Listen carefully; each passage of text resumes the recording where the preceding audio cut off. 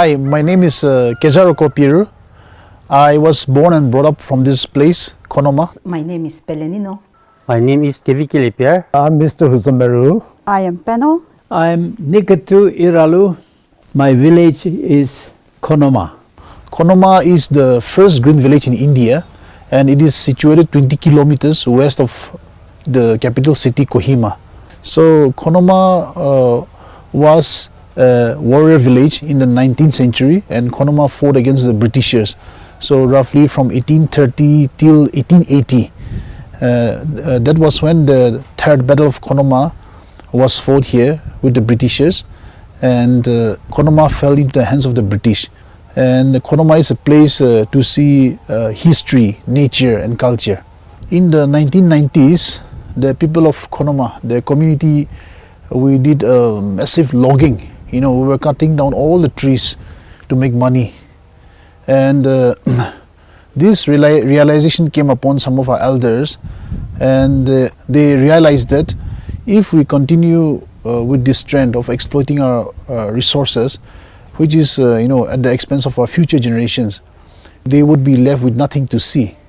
So the community decided to stop this kind of logging activities.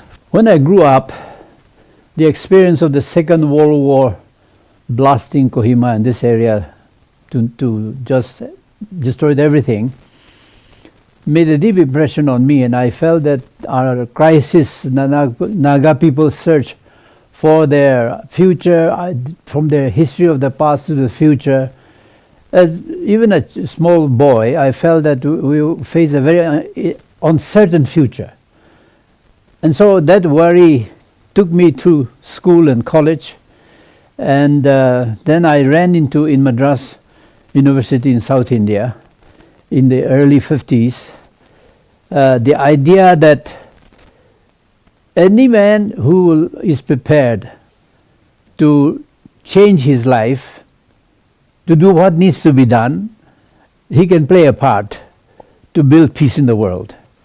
That the world can be different only if those who want it are prepared to pay the price of change in themselves. So we are standing here in the middle of a jhum cultivation area, and this place is where the community, the people of Konoma do organic farming with a tree called Alnus nepalensis, elder tree.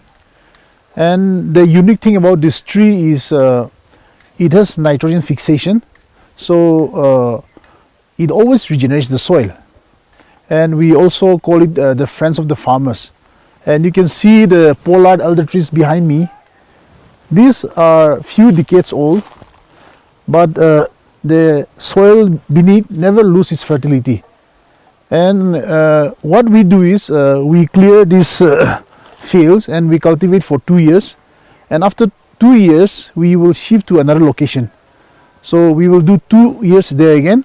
So after 3-4 rotations, when you come back here, the branches, as you can see behind me, the branches of this elder tree, they are big enough to cultivate again. So we cut the branches and we use as firewood. So this helps Konoma in our forest conservation, because we are getting the firewood from this tree. And because of the way we do the shifting cultivation here, Konoma won the prestigious India Biodiversity Award 2021 under the category Sustainable Use of Biological Resources. Yeah, and in other parts of Nagaland and Northeast India, they also do jhum cultivation, but they don't do like the way we do here. They, in order to cultivate a few acres of land, sometimes the whole stretch of land, the whole mountain is burnt. But here it is clearly demarcated, and from the foothills of the Biral mountains up there till the end of this valley, all these cultivable lands are terraced by our forefathers, and we have been doing this for generations, for hundreds of years. Because we have realized the importance of ecosystems, and we like to preserve our forests, our animals, our birds, because we depend, our life depends on them as well. Konoma in the past, we didn't have water pipe systems, we didn't have delivery systems, so we have spring source, and our ladies especially go and collect waters for the families. But then in the course of time, you see all these water tanks and pipe, you see, facilities are provided. And today, every household is getting sufficient water, clean water. The story that we heard from our parents, they said that they get up very early in the morning to fetch water from the streams or from the ponds. But for us, we have ponds. So, of course, we don't have pipelines, but we have ponds. So, what we used to do is, after school, it is our duty to fetch water to fill our pots and the things that can be filled. So, and also we take our clothes to the ponds for washing, but things are changing so fast. Now, according to my colony, as of my colony, we have a pond, but the pond almost overflows with water. So almost all the households, they get those overflow waters, and almost everyone have pipelines now. After recognizing our village as green village, we have seen so many developments and so many changes. Currently, I own a cafe, and I've been in teaching profession for the last 17 years. But I just want to go for a change, and I gave an option whether to run a cafe or to open up a preschool. But finally, I came up with this. I'm always grateful to God for this, because I never thought that I will own a business like this and I will own a cafe. That area is surrounded by all green forests, and those are the virgin forests, and we call it the lungs of Konoma, the lungs of Nagaland, because those are virgin forests, and it falls under the Konoma Nature Conservation and Tragopan Sanctuary, and it has very rich biodiversity. The mithun is the state animal of Nagaland, and in Konoma alone we have more than 400 mithuns. And this animal is a very unique animal. They are wild, domesticated. So they live in the jungle, but they have their own owners. And this mithun is said to be a mixed breed of the wild bison and the ox. In many houses you would see the mithun heads, put in front of the houses. So this mithun head represents wealth. During those days, wealth was not measured in terms of like how much money, how much lakhs and crores of money you have, but wealth was measured in terms of like how many cattle you have, how many rice, paddy you have procured, gathered. So in our society, when somebody becomes rich, then he distributes his wealth to the whole community. So this is called the feast of merit. Konoma, especially our youngsters and the children, it has been of great value because they have now realized the importance of conservation of water and conservation of forests, which is the source of water. And also sanitation wise, you see, from the very young age, they have learned how to keep the environment neat and clean because of their, for their own welfare and for the future. And also even in terms of toilets, because of we have enough water, we could maintain the cleanliness of the toilets. And as I said, in the past, people go out for nature call, but then today that has been done away. We have set up a sanitation drive, and I think it starts with the students' body. So they go for sanitation drive.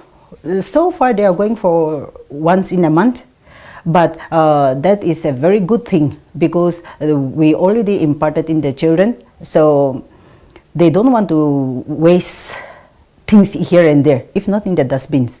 And even us, if we go out to cities or towns, we never throw our waste because it's our habit here. So if we should not do here, we also should not do there. To say the truth, the sanitation was initiated by the students itself, because they collect on the way to school. They collect everything, the plastics, waste around the road. They collect and they put in the dustbin. So it was actually started by the student, the young generation, not the old one. their focus is only not the cleanliness within their village, but they want to clean all the traditional konoma. They don't want to throw any bottle in the jungle. They want to clean everything, and they want to conserve our jungle.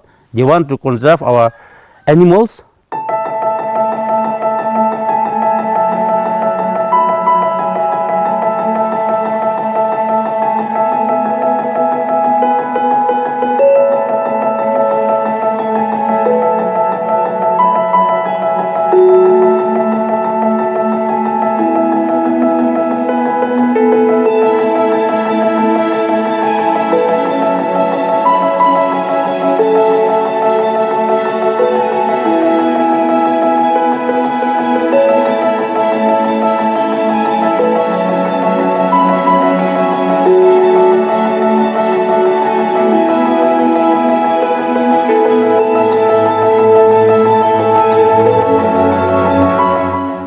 स्वच्छता और पानी पानी हमको बचानी है ये जिंदगानी।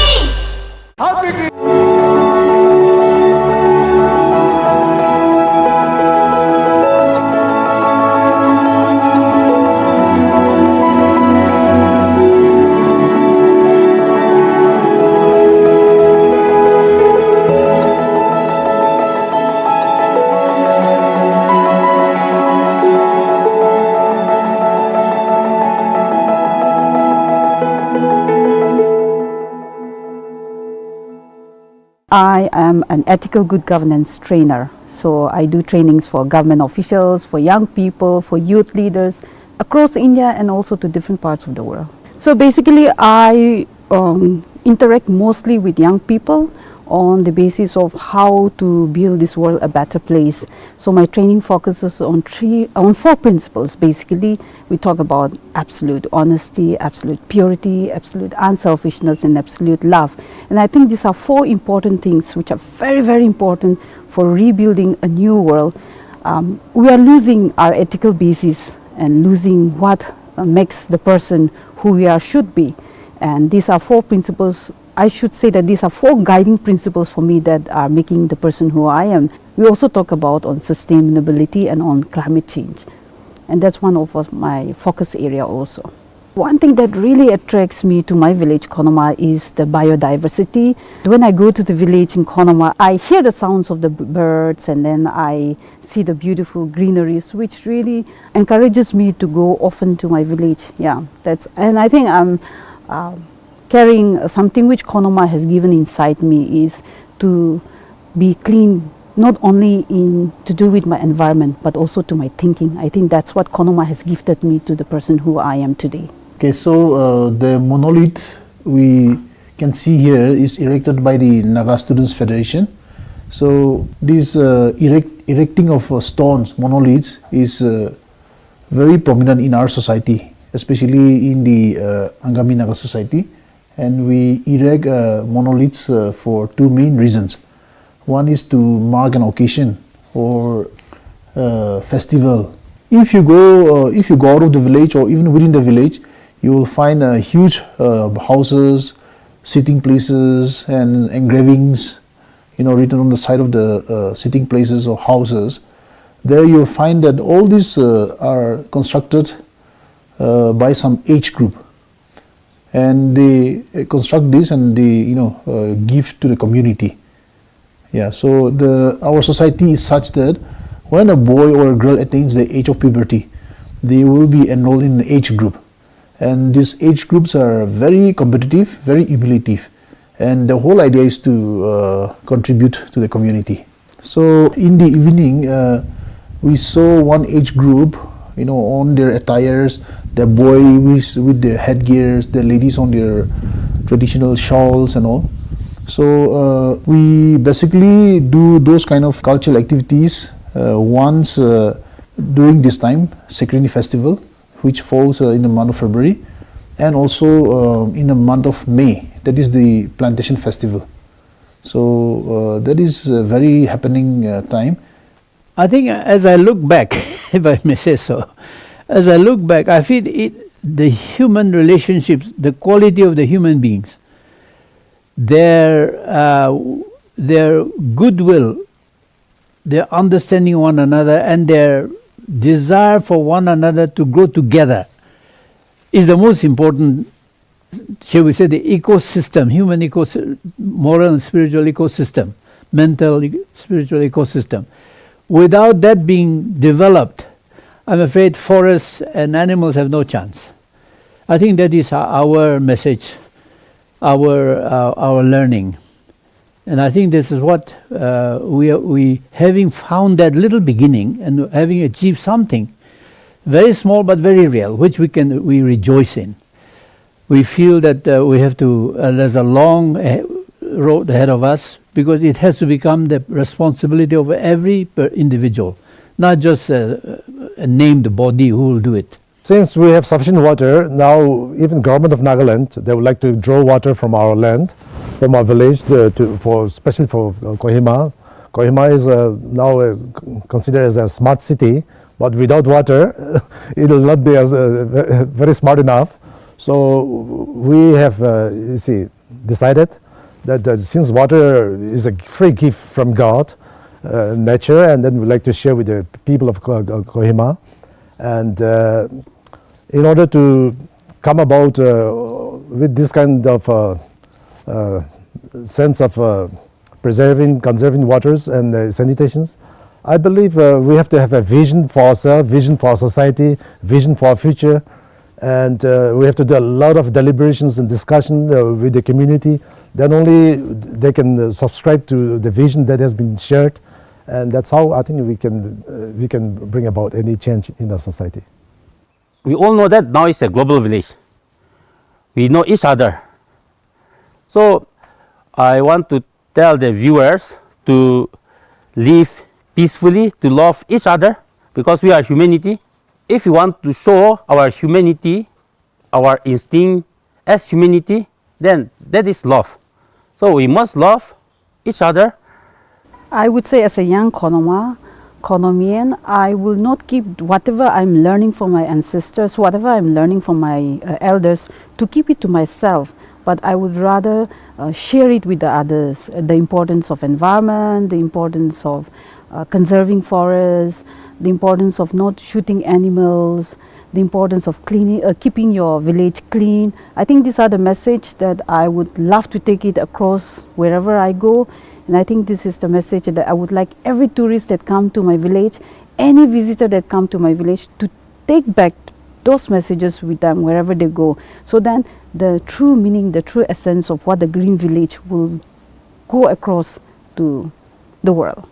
Well, I am deeply grateful for the kind of work that your mission is engaged in. It is such a huge thing, so important, but it depends on the people at the village level, the people who are living on the land, isolated all across India, but where the water resource is available.